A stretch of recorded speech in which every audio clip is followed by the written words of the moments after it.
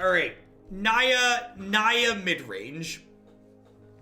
This deck, I couldn't decide how much surgery I wanted to do to this deck before I started. Someone just pointed something out that I think means I'm going to change before we start. There's Decathlon Honor Guards and Ravager Wurms in this deck, which has gotta be wrong.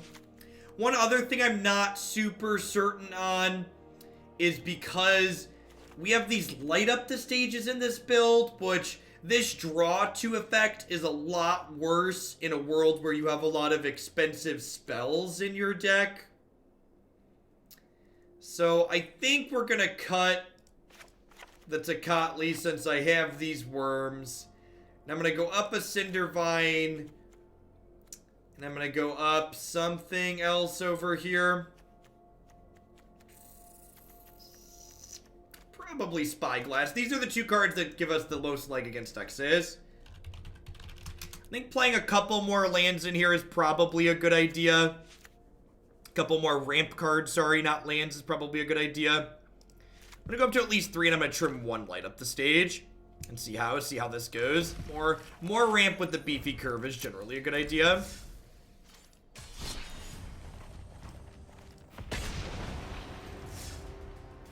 Let's see how this goes.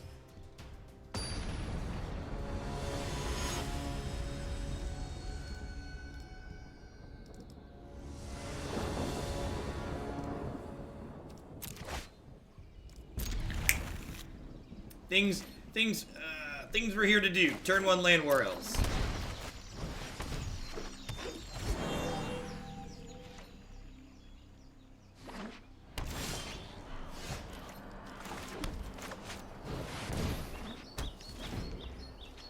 Well, Decathlon and Ravager Wurm do different things, but one of those things also stops the other from doing its thing.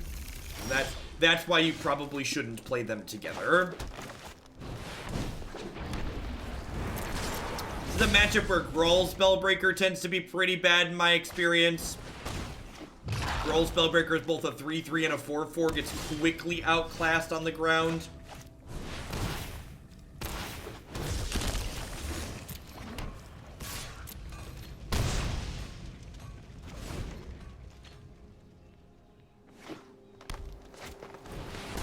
It is worth noting, light up the stage seems like it would be a pretty reasonable draw at this point. I would not mind drawing 2 cards for 1 mana. Yay, more 4/4s. We might end up cutting this card too. I had Growl Spellbreaker in a lot of my earlier configurations of these archetypes close to this, and I think it's just much worse than Jadelight Ranger on average. These decks tend to be pretty mana hungry. In addition to Growl Spellbreaker being bad in matches like this, where the ground gets gummed up, there aren't a lot of subtle wreckages in the format, and Jadelight, while is also decent against control because it's able to just draw you spells. Or draw you card advantage. Rekindling Phoenix just like tirelessly chipping away at like their gain infinite. I'm gonna go ahead and play the land out from my hand just because if we hit light up the stage, I'm going to want all of my lands in play.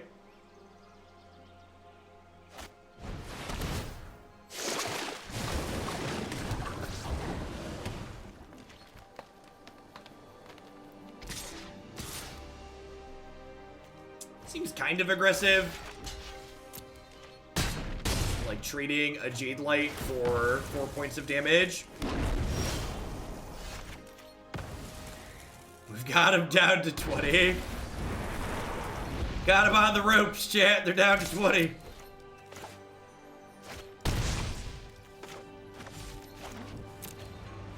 Yeah, the Wurm's great in this matchup. Wurm's a body that's bigger than a lot of their other things, and it's also a removal spell. Why not trade Spellbreaker there? Because 2 Spellbreakers keeps their Wild Growth Walker at home. My Spellbreaker is worth more than their Jadelight Ranger in my opinion.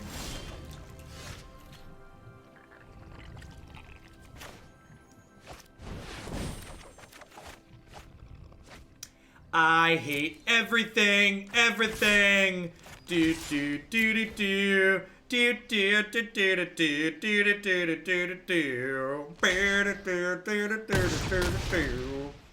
It's also worth noting that an effect like Light Up the Stage is much worse. Not only is it awkward with a deck full of expensive cards, but Light Up the Stage is also awkward in a deck like this that has a lot of mana in it, right? Like we have lands and mana creatures, so our action density is lower. So a card that's getting us more cards on average is probably just going to be worse than an individually powerful card would have been.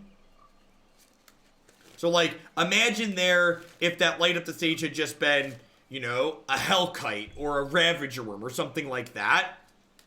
Major Glory, thank you for the 2-month resub. I appreciate that. Welcome back. Thanks for keeping me around. Makes me stronger.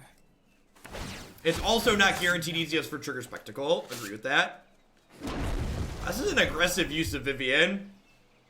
Like, cashing her in to, like, kill the egg. I wonder if their leftovers must not be very good.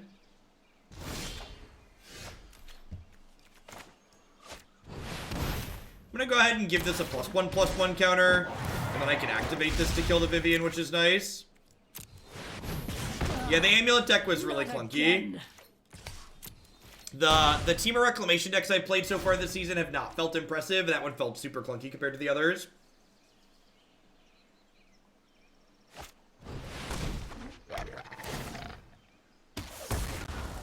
Hey, may this be you. Thanks for the Prime support. I appreciate it. There's a lot of great people who can chip those Bezo bucks too. Thanks for sending them my way this month.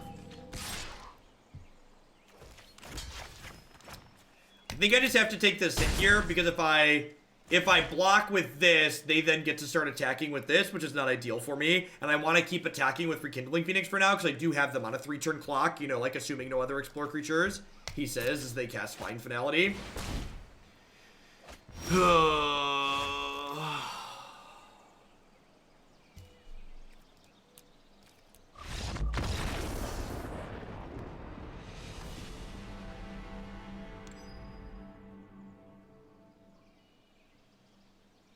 I actually don't have any cards for this matchup in my sideboard. Like, actual zero. Alright, let's retool. Let's retool. The Sultai deck is good against bad decks. It's the format police. It's the deck that makes you sad for not having a good coherent plan. And this deck really feels like it lacks a pretty coherent plan. I'm gonna get the last Druid in here, and let's just get some more bombs in our deck. Some bomb diggities.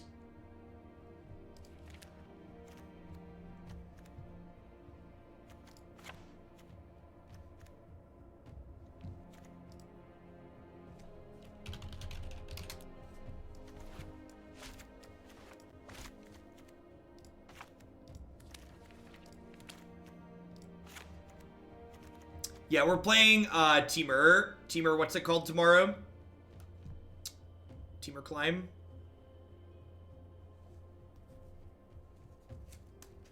I don't think that's true, Pokemon Nerd. I think there's a number of mid-range decks, like the Aristocrats deck we played earlier today was a good example of a deck that, like, has reasonable game against Sultai and, like, has interesting matches that go back and forth.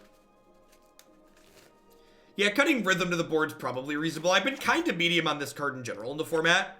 It's only really good against the counterspell-based decks. I'm just gonna put some Growth Chamber Guardian in here. That card's real good in this format. Leaves me 2 other slots for monsters. Oh, Jadelight. That's the card we were talking about. Let's get a couple of those to round things out. Yeah, for the record, I think Sultai is an excellent style of deck to have be the best deck in Standard because it's very interactive and it plays to the board and allows you to use creature combat effectively. There's good tools and in most colors to have counterplay against it. There's decks that can get under it. There's decks that can go over it.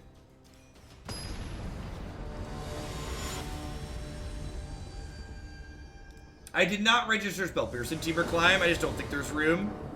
It is completely fair, correct? Correct. Completely agree.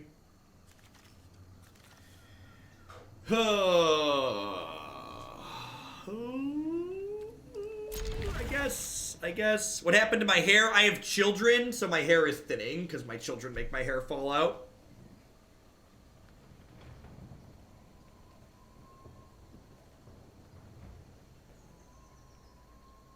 Greekachu, thank you for the 11 months. I appreciate it. Welcome back.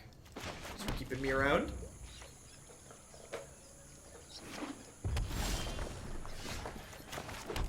Alright, let's draw lands for the next 4 turns.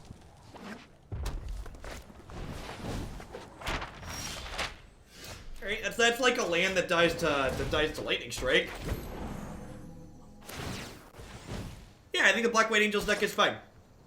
It is perfectly reasonable.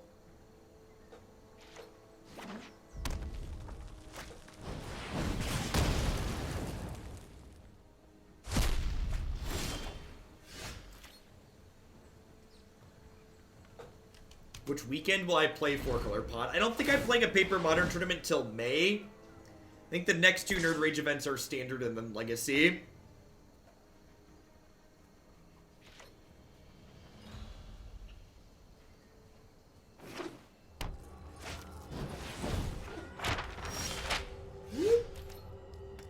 Yeah, no worries, Carnage. As a heads up for you, Carnage, and anybody else who has sits decks in the queue, depending on how much you submit a deck with, you definitely wait anywhere, you know, from a couple of days to up to a month sometimes if you're submitting with the base amount. And you are always welcome and encouraged to make edits to the deck list that you've submitted between when you submit it and when I play it, so long as the archetype doesn't change. So if you play more games of something and decide, oh, this card's not very good, or if we play something similar on stream and come to the conclusion that certain things aren't really working out, definitely would appreciate if you just take 30 seconds, like, update the list. It's always welcome.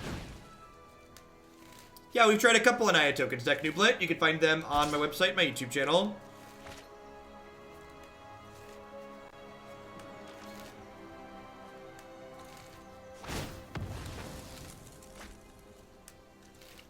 So, Malv, what you're doing there I really don't like.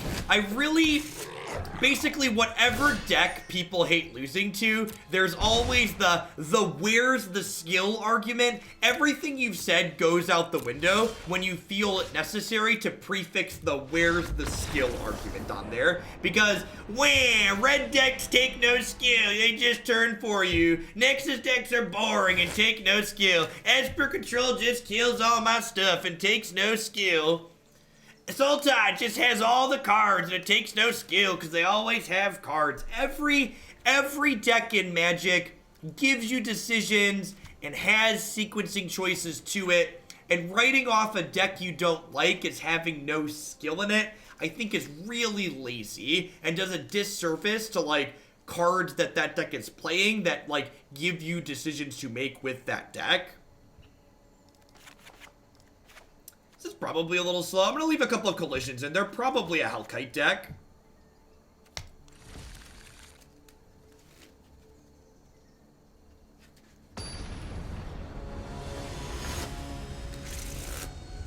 Like, you could talk about things, you could talk about you don't enjoy the play patterns the deck generates, you don't like that type of gameplay, but again, like, if you're talking about you don't like playing against the Sultai deck where they're always drawing cards, well, okay, you can choose not to play against Sultai on the axis that is them drawing a bunch of cards. You could instead play an aggressive deck where you get under them, and then if they stabilize, you know the game is done and you've lost. But the people who are complaining about Sultai outgrinding them, you're choosing to play a grindy game against Sultai. If you don't enjoy getting ground out by Sultai, stop playing other mid-range decks that don't have the power to go toe-to-toe with it.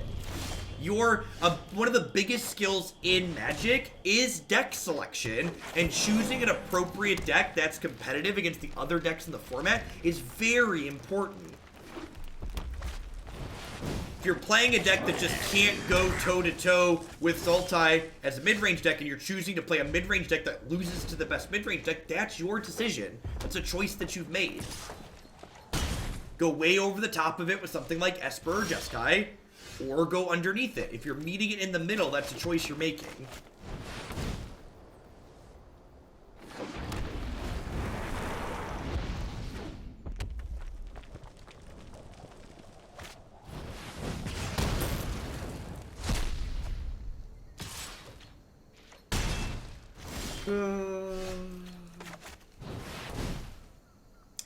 Having land that died to removal spells feels real bad in matchups like these. Woof.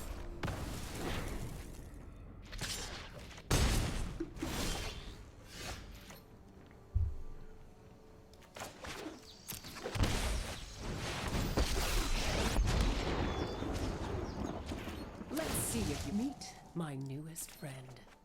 Alright, I assume we're dead here.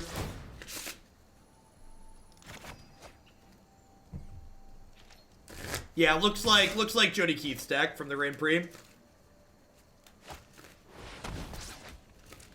They have a shock.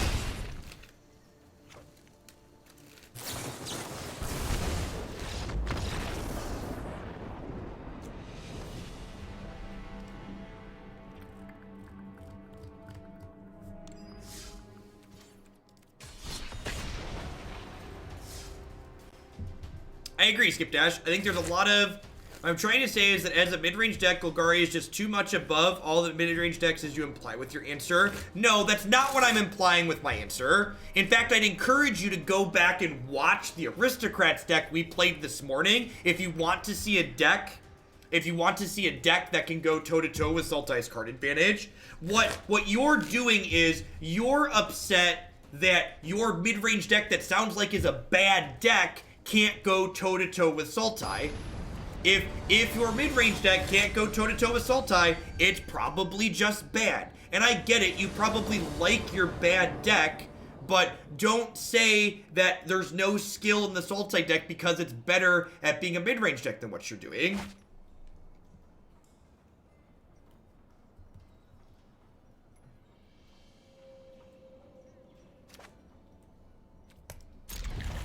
And like, we've all been there. We've all had that pet deck that's just rancid against the good deck in the format, and we really wish it was better. But like, saying that like, the good deck is no skill because of that is just nonsense.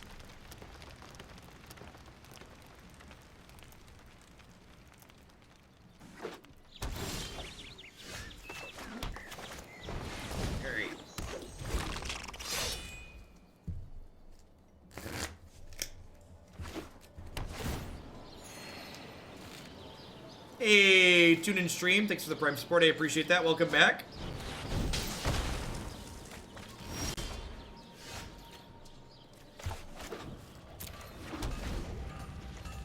Best in slot is all I've got. Really like a little bit of variety in my choice of decks in a format. There's a ton of variety in choice of decks in this format, Malv. There's multiple format. There's multiple decks in every archetype. You're not a bad person for liking your bad deck. Completely agree.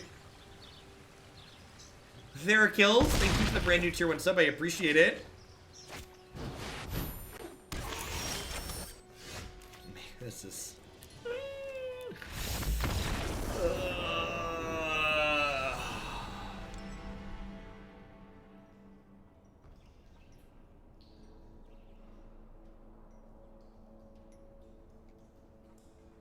Hey, thanks for the support, Tune. Hope you're having a good Tuesday.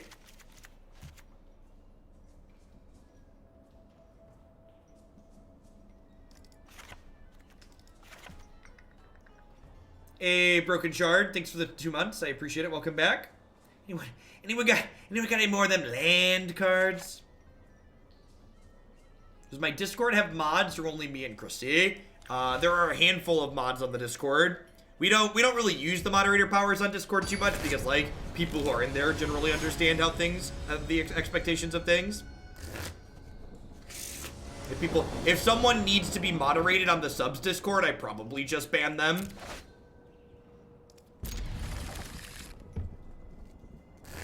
Spyglass does not impact Colossus or Guild Summit. Again, remember the key to understanding things that you can Spyglass is if you can Spyglass something, it has a colon.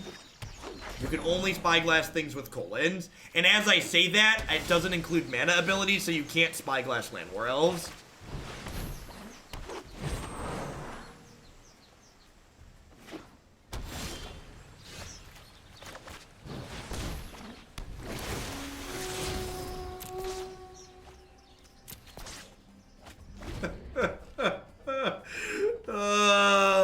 Clarion me!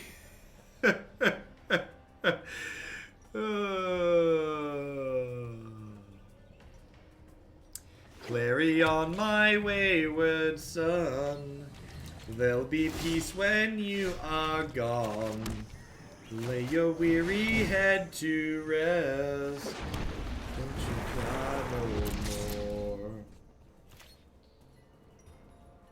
It's a lot of steps to be a butt on Discord, whereas it's super easy to be on Twitch. You're not wrong, Beetle. Oh, they haven't played a red land yet. That's really good for us. Priest of the Forgotten Gods is not a mana ability. Anything that has targets is never a mana ability.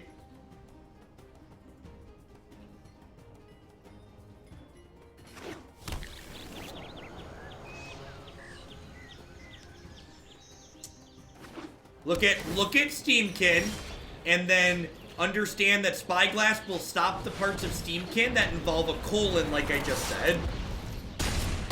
Oh, no, I'm wrong, actually. It's a mana ability. It just makes mana. God, Magic's so complicated. It's been a long day. If it makes mana and doesn't target, it's a mana ability. If it makes mana and doesn't target, it's a mana ability. If it makes mana and doesn't target, it's a mana ability. Repeat it a couple more times so I remember.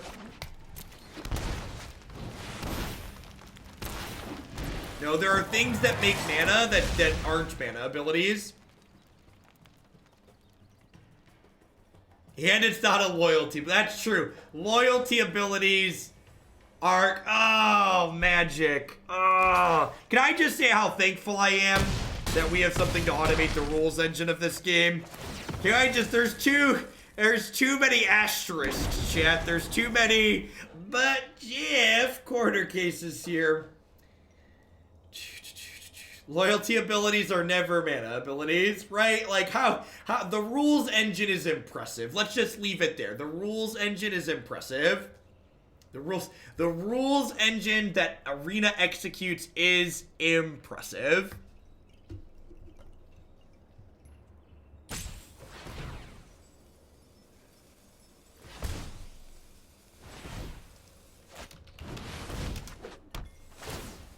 So they're drawing to Gates Ablaze here. They're gonna tap 2.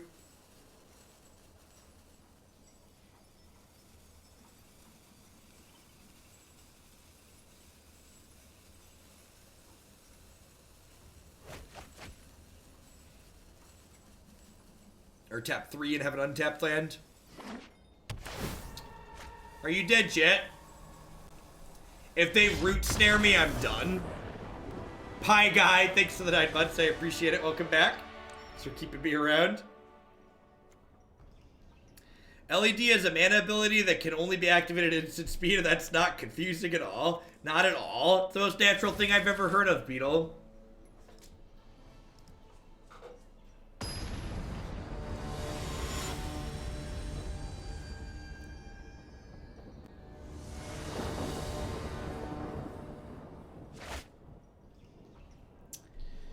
Cindervines into Jadelight into Hellkite. Sure.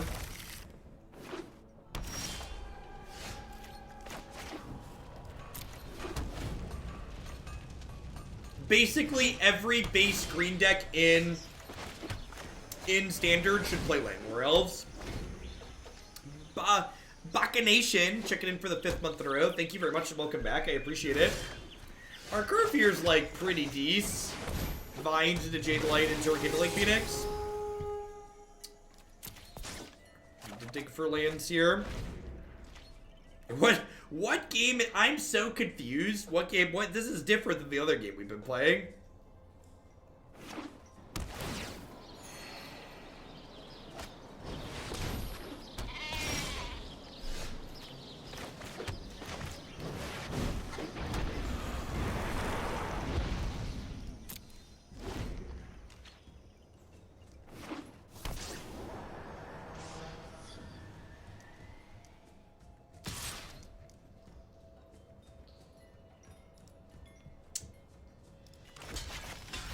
This goat's just gonna run us down here. So I think I want to trade.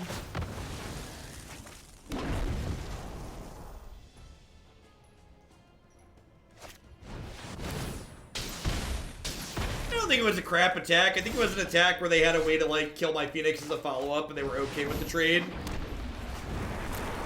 I'm pretty happy to get a sweeper out of them there. Depends on how much card advantage they have wrapped up behind it.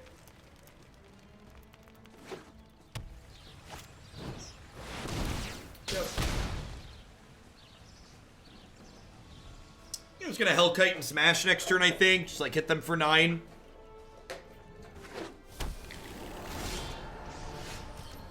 You cannot buy singles directly in Arena.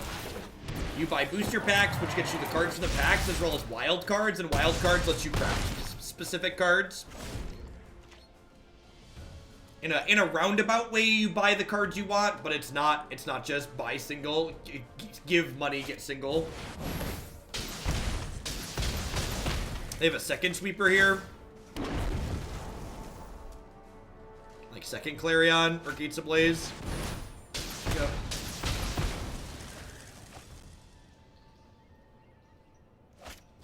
Basic lands, thanks for the Prime support, I appreciate it.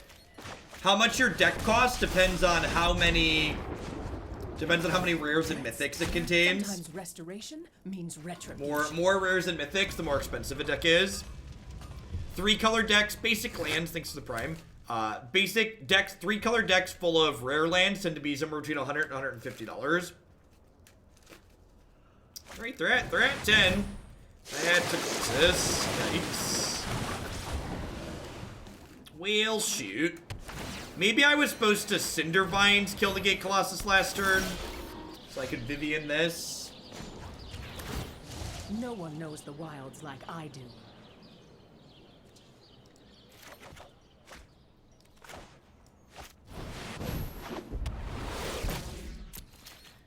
Maybe I'm supposed to take a land there so I can Cindervines plus play a 2-drop. Hey, look, chat. They're all the way down to 19. Cries in Midrange. Got him on the ropes. Do I block here and let her go to 2? I think so. Now we're getting started. I don't think that's strictly true, Duo. I think the mid-range decks that have counter spells can have an okay matchup against Gates. Our deck does not have counter spells, though. So I agree, it kind of eats us up. Balance comes.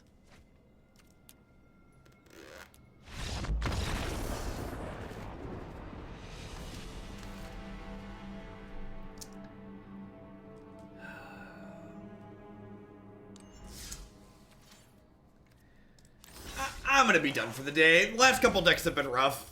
We've been up for 8.5 hours. That's good enough. I'm gonna get my post-stream stuff done. As far as this goes, there's really no reason for these decks to be into white. I think if you want to play a 3-color monster-style deck, you should just play Teamer. We played a little bit of Teamer before, or yesterday, or 2 days ago. Maybe it was 2 days ago. Yesterday, at some point, we played Teamer monsters, and it was pretty reasonable. I also think just being straight green-red monsters is reasonable if you want to be kind of efficient. Remember, if you want to see more content from myself, you can find a ton of good stuff on my website and my YouTube channel. Remember, my schedule for the rest of the week is going to be a little bit different tomorrow. I'm starting late since I'm streaming the Twitch Rivals tournament on a delay. Friday, I'm not doing any arena at all. I'm just doing some Magic Online in the morning before the standard portion of Mythic Championship. But Thursday, I'll be here on my normal schedule. I think Maddie's probably live, so I'm going to go ahead and give him a host, and I'll catch all of y'all around later. Have a good one.